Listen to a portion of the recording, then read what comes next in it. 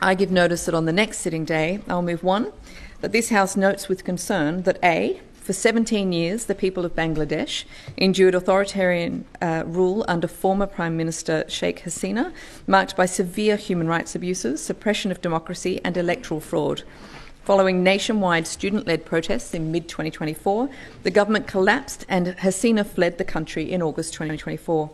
B, according to Human Rights Watch, Reuters and the United Nations, more than 2,732 people were killed, over 30,000 were injured, and at least 39 children lost their lives during the protests. These atrocities, as well as the events of the Bangladesh Monsoon Revolution genocide, which occurred in July and August of 2024, that resulted in the deaths of thousands, reflect a broader pattern of repression spanning the past 17 years, during which political dissent was met with extrajudicial killings, enforced disappearances, and systematic persecution of journalists, activists, and opposition figures. C, Bangladesh's electoral process was systematically undermined under the Hasina administration. The 2014, 2018 and 2024 elections were widely condemned for vote rigging, intimidation and manipulation. The abolition of the caretaker government system in 2011 removed critical safeguards for free and fair elections, enabling the ruling party to eliminate political opposition and maintain power through fraudulent means. D, the Rapid Action Battalion, a paramilitary force, has been implicated in extrajudicial killings, enforced disappearances and torture. According to Human Rights Watch, over 2,699 people have been unlawfully killed by RAB since 2009, and the force has operated with complete impunity, suppressing dissent and terrorising political opponents.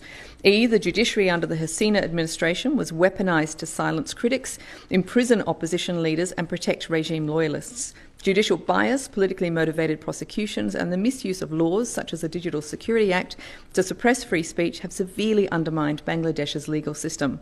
And F, without elected representatives, Bangladesh currently faces serious challenges, including internal and external threats, corruption and instability.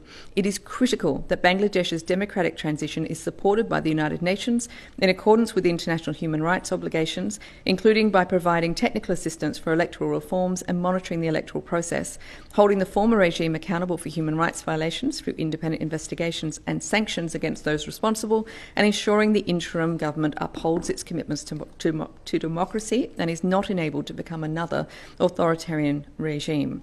2, that this House reaffirms its commitment to democracy, human rights and the rule of law, and stands in solidarity with the Bangladeshi people's fight for national sovereignty, stability and justice, which relies on an urgent return to democratic governance through free and fair elections. And 3, that this House calls on the Australian government to advocate for the interim government of Bangladesh, led by Professor Dr.